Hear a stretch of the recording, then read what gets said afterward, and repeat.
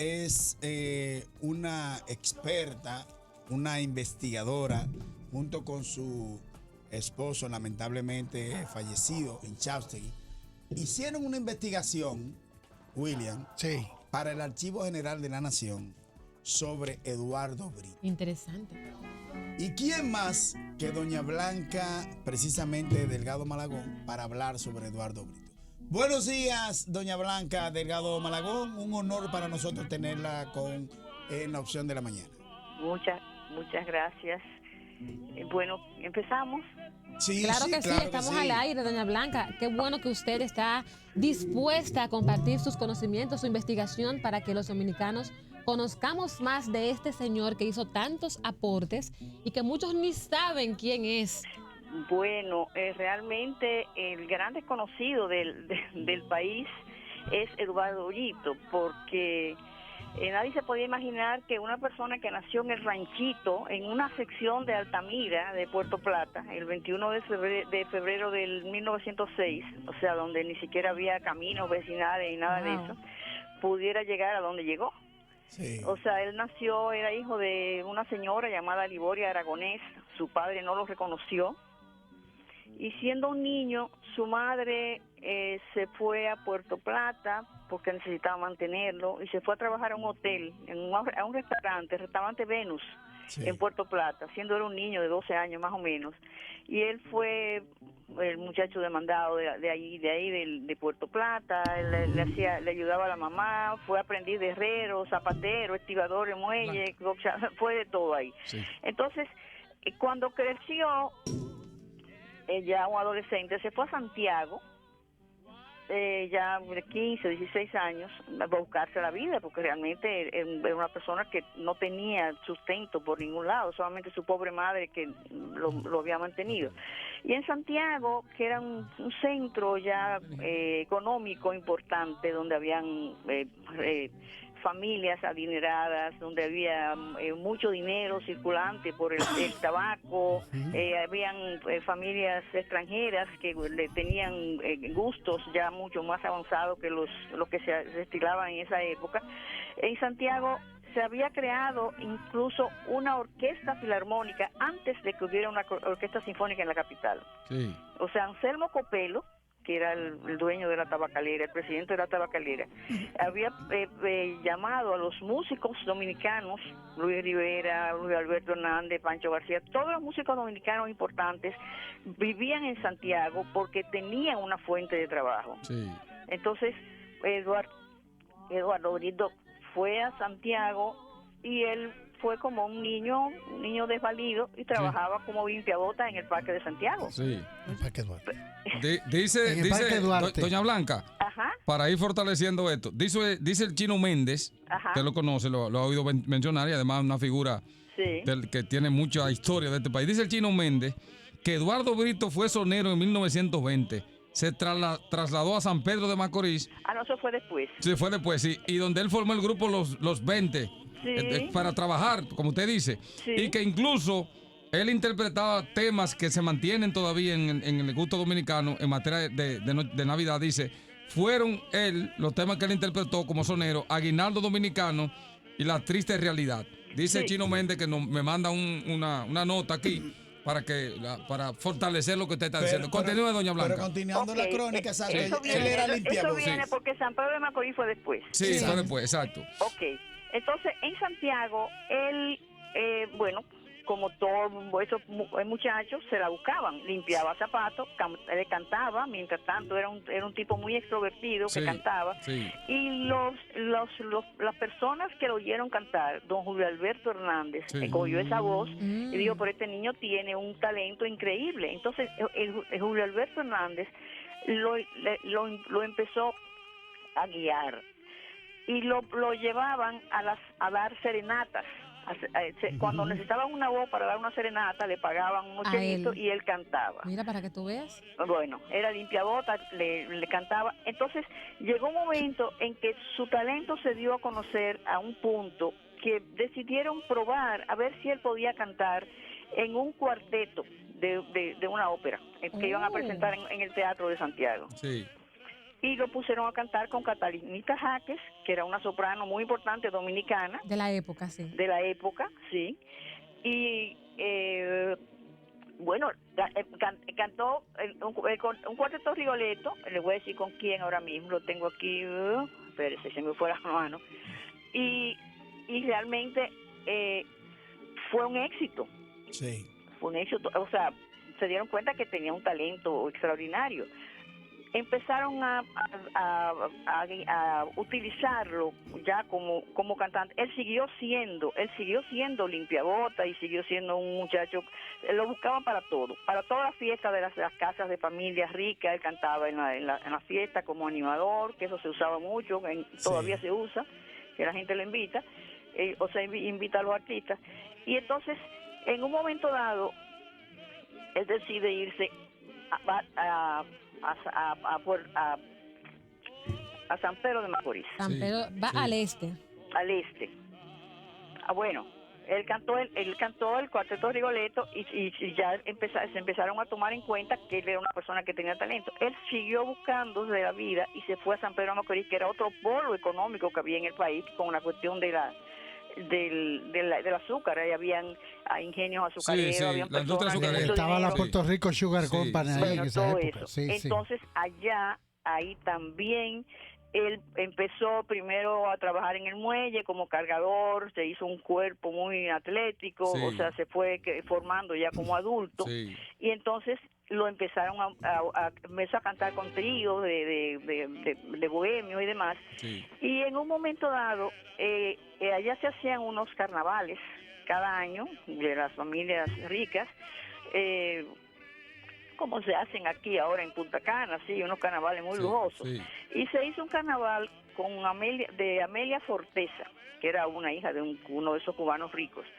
Y lo escogieron a él para que él encabezara una comparsa. Okay. Y él fue el gran cantante de esa comparsa. Ese tipo cantó y parece que fue un escándalo tan grande que cuando esos carnavales se hacían, iban de la capital los periodistas invitados y hacían unos grandes reportajes. Y dijeron, pero la crónica social, que era muy común en los periódicos anteriores, más que ahora. Bueno, entonces dijeron, pero ¿de dónde salió este muchacho? ¿Qué es lo que ha hecho? Dios mío. Y entonces dijeron, tenemos artistas dominicanos ya tenemos un artista. Entonces, de ahí en adelante, él empezó ya a ser solicitado en la capital. Empezó a venir a cantar en teatros de la capital, ya un jovencito de 17, 18 años, no tenía más de ahí, era un joven todavía. Ya con su cuerpo atlético, con su voz, que más o menos desarrollándose. Bien parecido. Estaba atlético, bien tenía un fornido. tipo mulato, indio, muy bien fornido. Y entonces ya la prensa empezó a utilizarlo. Un día él cantó en el Teatro Independencia. Bueno, en ese momento había una Independencia aquí donde está el Canal 5. Estamos nosotros. Aquí en la capital, estaba en la capital ya, él vino a la capital ya se estaba haciendo importante, habían 2 o 3 cronistas de los periódicos que hablaban de ese talento, que de dónde había salido y todo eso. Entonces, en el Teatro Independencia, en esa época había salido una película importante que llamaba, que se cantaba la canción Ramona. Ramona, esa canción, bueno. Esa canción se puso muy de moda y todo el mundo la cantaba.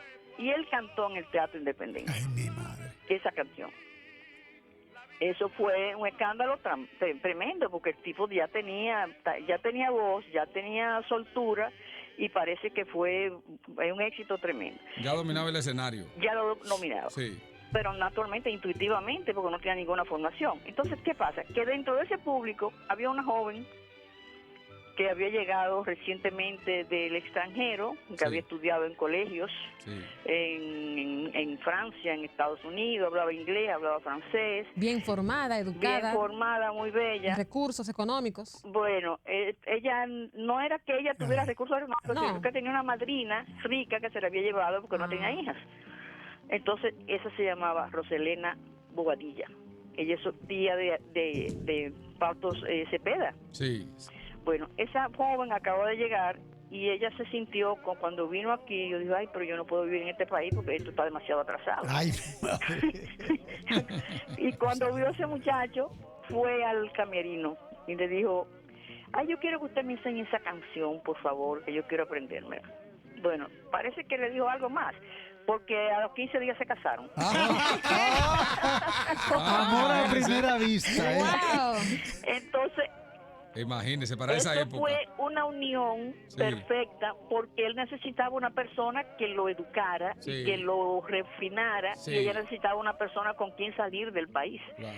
Quiere decir que ahí empezó una unión Wow. perfecta, porque, bueno, hicieron una pareja muy bella, empezaron, ella no cantaba ni bailaba ni nada de Él eso. no era feo, es lo que estaba maltratado. No, por la pero inclemencia él del no era tiempo. feo, él no era feo. No, Él no, era- que veo la foto de él hace mucho que yo la estoy viendo la foto y Era veo un que él no, para la época y para hoy, No. era Pero ruidosa, muchacho Fermín. indio, era como indio él, Sí. con el pelo muy Sí, lacio sí, y sí, todo. Lo que sí. pasa es que era un muchacho de un campo. Pero de un era campo un, lejano. dígalo, Era un doña, zumbú. era un buen mozón. Un zumbú. Sí.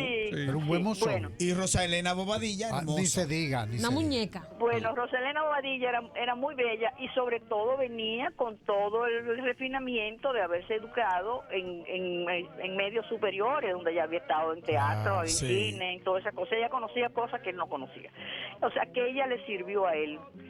En esos días, bueno, don Julio Alberto Hernández siempre mantuvo contacto con él, porque don Julio Alberto Hernández fue como su papá, Sí. desde Ok. San Pedro, desde Santiago. Que es el abuelo de Maridal Hernández. El abuelo de Maridalia, Sí, que era, exacto. él fue director de la Orquesta Filarmónica Claro, de claro. Santiago. Tolete. Y era un fenómeno. Don Pancho García, Luis Rivera, toda esa gente siempre le dieron seguimiento a él desde Santiago. Luis Don Rivera era el esposo de Casandra de Damirón. Sí, Casandra señor. Damirón, Exacto. que todavía no estaba casado con Casandra, él exacto. estaba casado con otra señora. Sí, exacto. Bueno, el caso es que don Julio siempre le dio seguimiento y cuando Roselena y Brito se casaron, empezaron a surgir ofertas para ir a Puerto Rico, etcétera. Pero antes de ir a Puerto Rico, en esos días ya empezaba la industria discográfica a buscar la Víctor. Sí. RCA Víctor. RCA Sí, Víctor, sí. que no era, bueno, esa Víctor. La RCA Víctor andaba buscando repertorio para buscar público, repertorio de cada país para poder vender sus discos. O sea, Claro. vinieron a buscar repertorio aquí dominicano Sí. y se acababa de fundar la emisora HX en el gobierno de Horacio Vázquez, Sí. una emisora muy precaria, pero era Sí. una emisora, Era una emisora. era un avance para el país. Sí, onda corta y Dentro eso. de ese contexto era un avance. La RCA Víctor vino con sus equipos, se grabaron unos discos de los cantantes conocidos, entre ellos estaba Eduardo Brito, que era en ese momento una figura que ya tenía cierto renombre, y Sí. algunos, Chita García, ay Dios mío, el otro, Chita Jiménez, o sea, eran trovadores toditos, la Sí, mayoría sí. eran soneros y cosas de eso. Yo me acuerdo que tenía un logo que era una especie de, ¿cómo se llama? El aparato que toca música que no es la vitrola. Hay un aparato, ahora se me olvidó el nombre, lo voy a recordar ahorita, que el símbolo de RS Víctor es ese aparato que tiene. Siga. Bueno. Porque en mi pues- casa vendían discos y yo era que lo probaba siendo muy muchachito. Ok. Siga. Bueno, el caso es que grabaron una serie de números de aquí, de personas que nunca habían grabado, naturalmente, y se llevaron la muestra para allá, para poderlos reproducir allá, porque aquí no había reproductores. O sea, ellos estaban buscando por aquí, en Cuba, en Puerto Rico, en todas partes, y probablemente en Cuba sí tenían, en Puerto Rico también, pero aquí estaba todo muy primitivo. Se llevaron esas grabaciones y al llevarlas allá, encontraron que prácticamente estaban muy precarias, pero que habían 2 o 3 que habían salido mejores. Entre ellas estaba la de Eduardo Brito. Quiere decir que ellos escogieron de ese grupo grande que habían grabado aquí, escogieron los mejores y llamaron a Eduardo Brito para que fuera a Nueva York a grabar allá en los estudios. Doña Blanca, la RS Víctor, el logo era un fonógrafo. Sí, Exacto. sí, sí. Y entonces ponía RS Víctor. Sí, sí, Exacto. sí. Bueno, pues Buena la mente mía todavía. Siga, doña, siga. Brito fue allá Sí. con la esposa allá. Naturalmente eso le abrió toda la puerta porque ella hablaba inglés. y empezaron, ahí se le empezó a abrir el mundo a él. O sea, grabaron allá y ellos allá encontraron que él se debía quedar en Nueva York. Ellos devolvieron a todos los demás que habían ido a grabar, dominicanos, volvieron para acá, Chita Jiménez, etcétera, todo esto, pero a Brito dijeron, usted se va a quedar aquí y usted va a ser artista de la RCA. Entonces, a ese es el principio de ese salto cualitativo de Eduardo Brito. Cuando él se queda en Nueva York con una persona que ya lo está guiando, si lo hubiera estado solo, no hubiera salido a flote probablemente. Claro, porque Imagínate. ella le apoyó mucho, le aportó Y no mucho. tenía formación. Tampoco. Ninguna formación ni ningún dominio de un medio superior. O sea, eso ayuda muchísimo. Cuando uno llega allá como un lego así, que no sabe ni hablar ni nada, uno pierde muchísimo. Pero ella era una persona Sí. que tenía... Que hablaba el destreza, idioma. Que tenía roce. roce. Sí. Bueno, el caso es que estando allá, ya ahí se empezaron a abrir las puertas. Entonces ya Brito, al poco tiempo, no estaba solamente estaba con la RCA Víctor, sino que estaba con la otra, déjeme ver cuál era, yo tengo, había la otra firma. Con las dos, él ya le estaba trabajando con... ¿Y cuántas producciones hizo él, más o menos, en su carrera? Pero hay una cantidad de discos. En realidad no eran el pleno que se grababan en esa época, eran discos. 78 revoluciones por 78. Claro, sí. que Todos los eran más discos- pequeños que el long play. Más grande que el sencillo era el del medio. Y era 45, acuérdese, 78 y 33 que era el long play. Ok. El 33, al ser 30, parece mentira. El 33 tenía una revolución más rápido, más lenta. Y el 78 era 1000. Eso parecía un abanico, parecía un abanico. Exactamente, siga. Bueno, el caso es que él en Nueva York ya se le empezaron a abrir Sí. los mercados, Sí. porque ya empujado por la Víctor y empujado por a ver, que la otra firma, como era que se llamaba, Dios mío. Sí, Ay, Dios. era otra, sí, yo Sí, lo recuerdo. tengo por aquí, lo tengo Sí, por aquí. Lo sí. que pasa es que es demasiado para mí. Sí, sí. Lo que pasa es que ya está como tan fuera del aire hace tiempo que a uno se le olvida. Siga, señora. Bueno, siga. el caso es que en Nueva York ya él empezó a recibir contratos para trabajar en teatros latinos, ya como figura, él cantando, con orquestas, bueno, al punto de que llegó un momento en Nueva York en que lo oyeron figuras importantes, como por ejemplo la viuda de Enrico Caruso, fue a oírlo. Él cantaba ya en fiestas diplomáticas y todas esas cosas. O sea, él fue subiendo y lo oyó la viuda de Enrico Caruso. Le dijo, pero usted tiene voz de cantante de ópera. Oye. Entonces habló con Tulio Serafín, que era el director de la Sinfónica de Nueva York. Le dijo, mire, yo necesito que usted le dé trabajo a este joven. Y él lo llamaron para que fuera. Y dijeron, sí, tiene talento, pero tiene que dejar de cantar música popular. Y él dijo, yo no puedo porque tengo una familia pobre y yo tengo que mantener la remesa. Él habló de remesa en ese momento, que ahora uno lo dice, pero esa palabra se usaba ya. Sí. Dijo, yo tengo que mandar remesas a mi familia, porque él le mandaba a su mamá y a sus hermanos, porque Sí, la mamá parece que tuvo otros hijos más. Entonces dijo, yo no puedo, yo tengo que seguir cantando música popular. Entonces eso, él siguió cantando en teatros latinos, Sí. cantaban muchísimo siempre su música tropical, Sí. y estando ahí en ese ambiente conoció a Eliseo Grenet, que Sí. era un cubano muy importante que vivía en Nueva York y Sí. hacía zarzuelas cubanas, las zarzuelas cubanas Sí. muy importantes. Sí. Eliseo Grenet necesitaba en ese momento un tenor mulato Sí. para poner, porque los temas eran cubanos todos. Sí. Entonces encontró en Brito un personaje perfecto, porque tenía buena voz, tenía presencia, tenía Sí. destreza, Sí. y entonces lo incorporó a la compañía. O sea que él ahí entró en contacto con un medio todavía Sí. más superior. Porque y más adecuado. había, doña Blanca, había en esa época, yo llegué a estudiar lectura musical y piano, que los maestros le decían a uno, cuidado el que toca música popular, es clásica. Era ¿Usted una- recuerda Ay, ay, ay. Bueno. que esa era una línea de todos los maestros de música del mundo? Porque era que la colocación de la voz Sí. es diferente. El cantante popular canta espontáneamente, Sí. pero el cantante clásico tiene que tener una afinación. No, y se tiene que tener- prepara, se le Tiene que da preparar. esta Una armonía. Claro. Claro. Se le da armonía. Sí, adelante. Bueno, el caso es que estando en Nueva York, ya con muchísimo éxito, con Eliseo Grenet y con una serie de figuras importantes ya del medio cubano, había muchos cubanos en Nueva York en esa época, Sí. y los cubanos tenían mucho prestigio. Eliseo Grenet decide irse para Europa.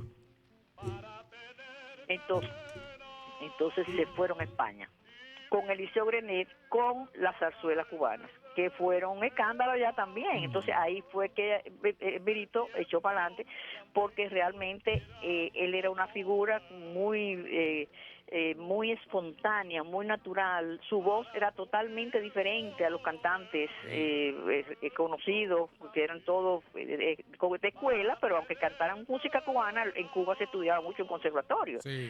Y él tenía una espontaneidad y una presencia física que parece que gustaba mucho al Sí, público. Y con caía Eliseo- bien. Increíble cuando Doña Blanca, el Describe. talento Natural. empírico y natural de una Natural. persona, ¿eh? Claro, sobre todo en la música. Ese de nacimiento, como se dice. Doña Blanca, Claro. ¿y cómo él muere? Ah, no, No, no, pero no. espérate. Ah, pero Falta John. mucho todavía, falta mucho. No lo No te mate. vayas para allá todavía.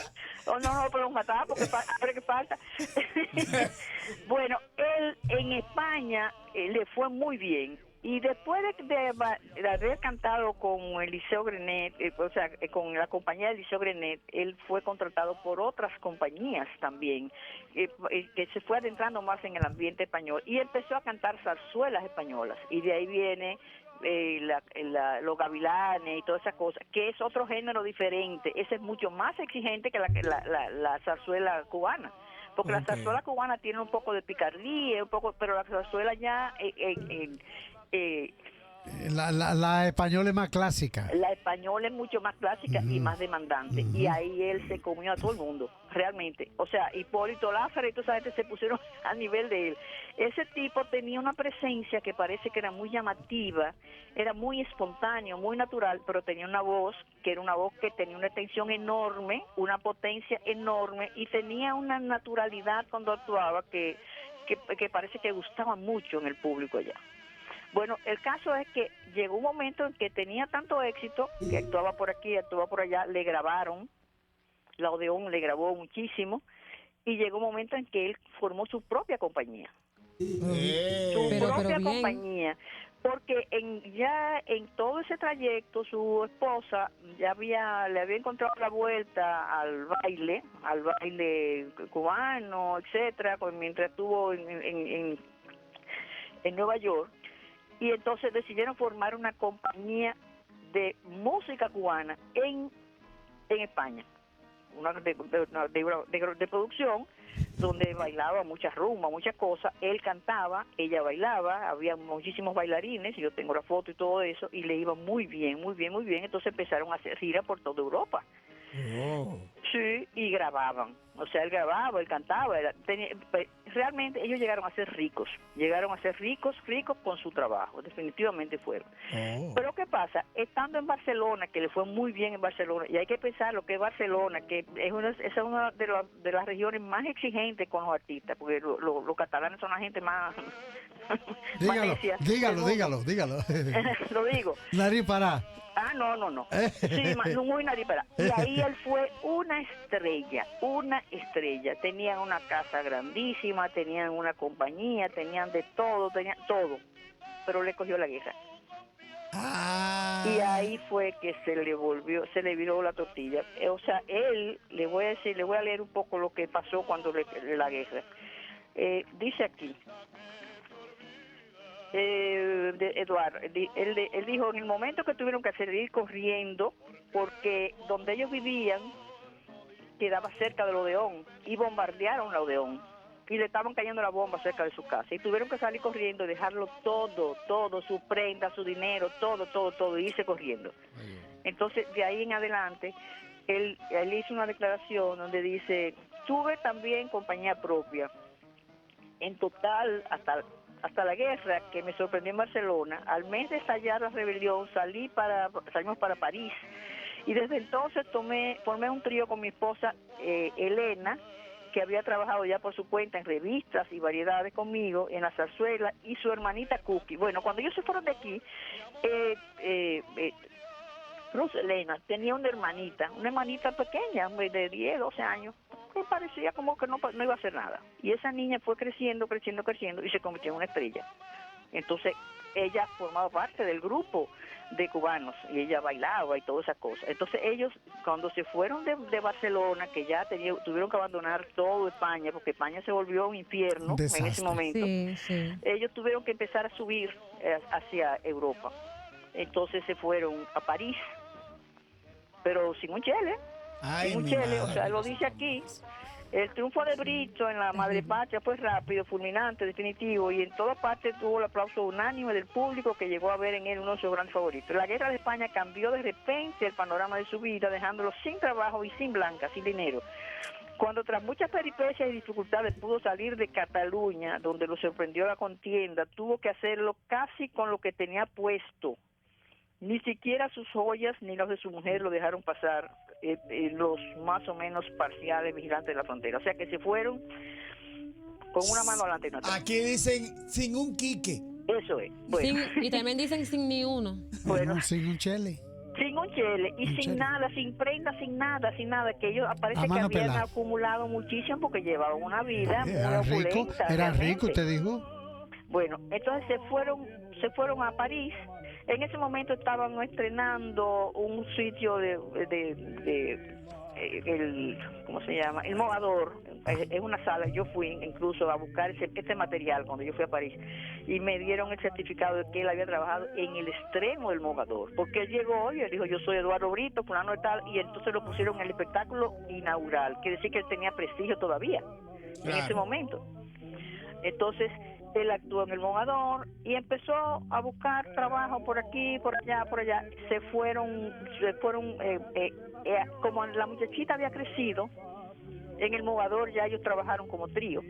Sí. Y ya no cantaban ópera, sino que cantaban temas tropicales, porque ya era otra cosa. Y de ahí en adelante ya ellos se convirtieron en un trío, el trío Brito. Entonces ese trío Brito fue a diferentes partes de Europa. Estuvieron en Checoslovaquia, ahí fue que estaba en un hotel, y en ese hotel estaban filmando una película que necesitaban un espectáculo, y ahí fue que salieron ellos bailando. Necesitaban un espectáculo diferente. ¿Y cómo se llamaba la película? Armónica. Esa película ya Armónica. Hay unas imágenes, donde esas son sale esas son las imágenes de esa película. con una maracas. Maracas. Bueno, Mequía de las tiene ahí arriba. Bueno, esas imágenes ya la película existe, ya la consiguieron.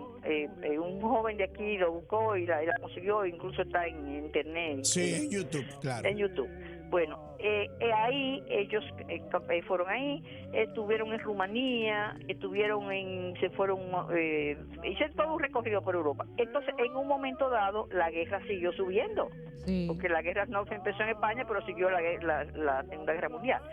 Y ellos tuvieron que venir, terminaron en Bélgica, y ahí se encontraron con un barítono español que habían conocido antes y lo trajeron para acá, él y la esposa. Vinieron a Santo Domingo y ellos pensaron como que lo iban a recibir con los brazos abiertos. O sea, con toda la fama, precedido de su fama y su cosa. Y cuando vinieron aquí se encontraron con que en Santo Domingo y en todas partes ya lo que se veía era no películas, sino ya no había espectáculo en vivo, sino el cine. Entonces le dio trabajo encontrar que los teatros le dieran espacio para ellos trabajar en vivo. Entonces, como él venía precedido de su gran fama, la gente decía, bueno, pero que cante. Entonces, cuando él cantaba, resulta que dijeron, pero él no canta tan bien como decía, porque parece que él venía muy deprimido y no tenía la voz como la tenía. El mismo ánimo, sí. Y empezaron a bajarle a él la tónica. Sí. Bueno, él empezó a deprimirse, entonces ellos decidieron, no, esto no es conmigo. Ellos cantaron en La Vega, cantaron en Santiago, el público no era tan efusivo como ellos esperaban, y dijeron, vámonos de aquí. Entonces se fueron a Puerto Rico. En Puerto Rico les fue muy bien, cantaron 2 o 3 cosas en Puerto Rico, muy bien recibidos. Fueron a Cuba, porque gracias a Víctor los contrató para que fueran a Cuba a grabar discos allá y se pasaron 3 meses en Cuba, y le fue muy bien en Cuba. De ahí se fueron a Venezuela, le fue muy bien en Venezuela también. Y como que de ahí en adelante la carrera como que se fueron a Colombia. En Colombia sí. En Colombia Colombia tenía todavía tradición de zarzuela, la había mantenido. Los colombianos tenían un tipo de zarzuela española, y en Colombia se quedaron varios años. Y entonces en Colombia nació su segundo hijo, y él cantó mucho, cantó en Medellín, cantó en Bogotá, vivieron allá se encontraron con Billo Frometa, con muchísima gente dominicana que andaban por ahí dando vueltas por América del Sur, y de ahí en adelante vinieron a Santo Domingo. Ya como él empezó a sentirse mal. Al llegar aquí, como que Roselena, que tenía ya 2 hijos y tenía la sobrina, ella como que tenía responsabilidades, ella decidió trabajar porque él no podía trabajar. Entonces ahí fue que ella se fue a la voz del Yuna a trabajar. Sí. Y dijo, bueno, tengo que dejarlo porque hay que mantener esta familia. Hay que buscar los recursos. Hay que buscarlo. Claro. Realmente la relación fue decayendo cuando él decayó, porque ella era una persona que tenía sus expectativas, y realmente cuando los hombres se vuelven así, que no producen nada, y ella tiene sus ambiciones, y ella tiene una personalidad extremadamente una mujer muy inteligente, déjeme decirle, yo la conocí, muy inteligente, muy despierta, muy culta, muy avanzada. Era muy avanzada para él. Él era un gran talento, pero ella era mucho más avanzada que él. Imagínate. Lo fue siempre. Y parece que ahí hubo cierto desequilibrio cuando él empezó a decaer y ella empezó a tener expectativas nuevas. Se hablaba de que ya el mal que él tenía, el problema cerebral, que fue muy grave. Wow. Dicen que sífilis cerebral tenía. Sí, sífilis. Se empezó a manifestar desde mucho tiempo antes, y ella lo disimulaba y como que sí, vamos para acá, vamos para allá. Pero cuando vinieron ya de retirada, ella propuso que formaran unas compañías que él decidió que iban a crear compañías, como se cerraban los espacios para trabajar. Sí. Ellos decidieron compartir su experiencia de los países que habían visitado para que se formaran compañías locales. O sea, la compañía de Lidia Morales, que ahí estaba Paco Escribano, o sea, compañías locales que tuvieran Ahora, doña Blanca, variedades. el tema que, por ejemplo, la generación mía para acá conoció de Eduardo Brito fue Esclavo Soy. Bueno, sí, porque Ese es un ícono, o sea, esa canción de él. Sí. Esclavo soy, negro nací. Sí. Sí. Dice una persona que está escuchando el programa, que se llama Martín Zapata, que él es de Puerto Plata y que el lugar donde nació se encuentra totalmente abandonado, que parece un chiquero, y que eso da pena, que él pasa por ahí todos los días y que le gustaría que a través de este espacio pues que hicieran Una algo. iniciativa para rescatar. Porque donde nació Eduardo Brito, un chiquero, dice Martín Zapata, que está... Bueno, Una pero comunidad. fue en un campo de Altamira. Sí. Es un campo muy lejano de Altamira. Después que Eduardo Brito murió, bueno, entonces no hemos llegado, vamos a llegar al final, Sí, porque ya estamos recogiendo. Ya sí. quedan pocos minutos. Sí. Ok. Bueno, entonces, ¿íbamos por dónde? De Bueno, que tenía sífilis cerebral. cerebral ahí ya. Y que quisieron formar compañías. Formaron varias compañías. Formaron compañías e invitaron a los artistas de aquí que tenían grupos y cosas para que se alternaran uno con otro, y en los teatros de Villa Francisca, que era donde se hacían espectáculos en vivo, porque los teatros del centro siempre eran películas, pero donde habían artistas populares, se creó como un tipo de intercambio entre los artistas, y entonces un artista cantaba en este grupo, después iba al otro, y ellos ahí como que se movieron por un tiempo, pero llegó un momento en que ya no pudo más. Entonces ella tuvo que buscar el empleo en la Voz del Yuna, que se acababa de crear en el 42. Sí. Ya. Y ella se fue allá, contratada por Betán Trujillo, para que ella fuera la anfitriona de los artistas extranjeros, porque ella tenía todo ese mundo. No, imagínate, tenía una relación y tenía el todo. dominio, hablaba el idioma también. Hablaba idioma y todas esas Sí. cosas, y la Voz del Yuna estaba llena de artistas extranjeros, realmente. Yo estoy haciendo el libro La Voz Dominicana, que viene ahora, dos tomos que quedó pendiente. Muy bien. Y Qué entonces, bueno, un aporte. ella se fue allá y ella empezó a cantar también en La Voz del Yuna. Ella cantó en La Voz del Yuna y allá estaba Cassandra también, y hay una foto con Cassandra muy bella cuando era joven. O sea, ella fue una gran figura en La Voz del Yuna. Pero ahí fue que Eduardo Brito entonces acabó de perder totalmente ya La razón. la razón. ¿Qué pasó? Él se sintió solo, la mujer lo abandonó. Wow. Y en un momento dado, ellos tenían una casa que habían comprado cerca de Santa Bárbara, por ahí, creo Sí. que en una casa. Aquí en la zona En colonial. la zona colonial. Bueno, por arriba, por Santa Bárbara, por ahí arriba. Sí, sí, por arriba. Ok. Bueno, en una de esas calles. Y tenían una casa, y en esa casa los médicos, él le daban unos ataques, y él pedía como matar, y se tiraba, y se daba golpe en la cabeza y todo, como que estaba desesperado. Sí. Le pusieron colchones en la pared para que No se golpeara rompiera. tan fuerte, sí. Pero llegó un momento en que él perdió el sentido de la vida social, y Sí. enfrente de su casa había un militar, que no voy a mencionar su nombre, pero que todo el mundo sabe quién es, que tenía 2 niñas muy bonitas. Y él parece que en un momento dado salía y sacaba la cabeza y le voceaba cosas a la muchachita como enamorando. Sí. Y ese señor fue quien lo mandó al manicomio. A Nigua, San Cristóbal. Oh, A Anigua, lo Exacto. mandó a Anigua, Ahí pero fue que ya murió.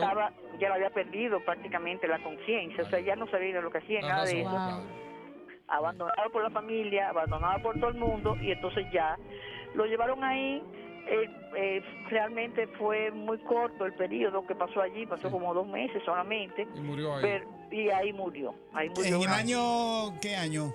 O en el 46, en enero del 46, el 5 de enero del 46.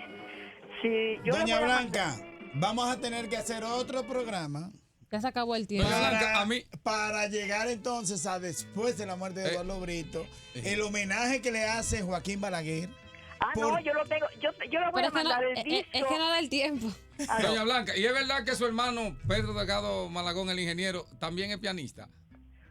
Bueno, en mi familia Él todos tocó son piano, me lo músicos dijeron a mí. domésticos, músicos domésticos. El Sí, único que sí. músico profesional es Oye, él, que pero- músico doméstico. Sí. Qué de fina los ella. aficionados. Doña Blanca, Sí. para mí ha sido un Bueno. honor Claro que y una sí. satisfacción Para nosotros, Elías. para todos aquí esa descripción historiográfica de La vida. El más Eduardo grande Brito. cantante dominicano. Fue una Yo les petición pido que por de la favor, población. Sí, sí. yo como yo soy una, yo estoy enclaustrada porque tengo Sí. 74 años. Sí, no Si ustedes importa. pueden Dios la mandar- bendiga. Sí. Dios la bendiga.